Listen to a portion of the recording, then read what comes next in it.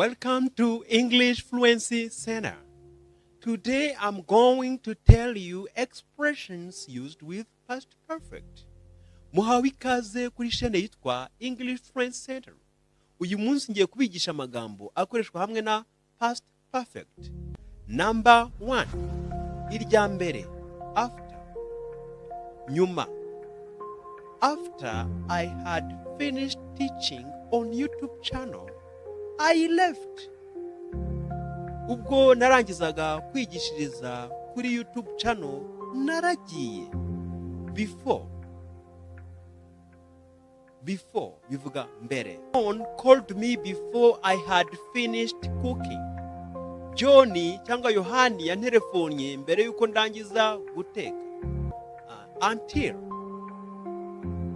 I want until bivuga ngo kugera.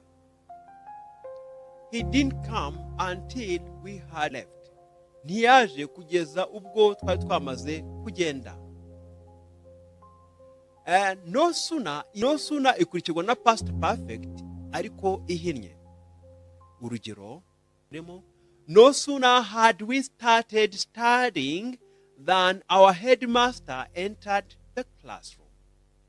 Nukuvuga ngo nta mwanya, nukuvuga ngo mu Kinyarwanda tuvuze ngo ubwo tukimara gutangira kwiga nta mwanya uciyeho, ako kanya umuyobozi w'ikigo yarinjiye. As soon as they had gone, bakimara kugenda, Peter arrived. Petero yarahageze. Thanks for watching. This is the end of expressions followed by past perfect. Murakoze kudukurikira, aho niho dusoreje amagambo akurikirwa na past perfect.